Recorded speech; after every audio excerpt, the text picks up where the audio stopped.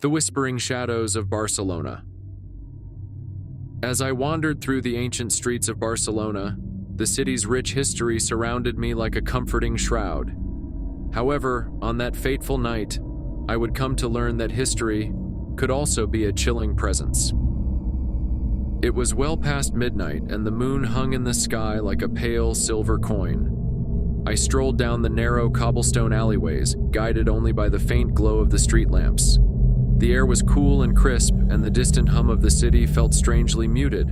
I turned a corner and found myself standing before an old, decrepit building that seemed out of place in the modern cityscape. The crumbling facade was covered in ivy, and its windows were shattered, their jagged edges resembling the teeth of a malevolent grin. As I approached, a cold breeze swept through the alley, and I heard faint, ghostly whispers that seemed to emanate from the building itself. I hesitated for a moment but couldn't resist the pull of the unknown. With a trembling hand, I pushed open the creaking door and entered the building. Inside, the air was heavy with the scent of decay, and the walls were adorned with faded tapestries depicting scenes of torment and suffering. As I ascended a rickety staircase, I heard more whispers, this time closer and more distinct.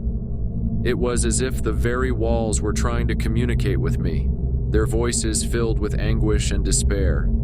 The stairs seemed to go on forever, and I felt a growing sense of unease with each step. Finally, I reached the top floor, where a door stood ajar, revealing a room bathed in an eerie, ethereal light. In the center of the room, a shadowy figure materialized, its form shifting and indistinct. It beckoned me closer, and against my better judgment, I approached. The figure spoke in a mournful tone, recounting tales of lost souls and ancient curses that had plagued this building for centuries. It told me of the building's dark history, of the suffering endured within its walls, and of the restless spirits that had been bound to it. Terrified and transfixed, I listened as the figure implored me to help free these tormented souls. With a solemn promise, I vowed to do what I could to bring peace to the haunted building.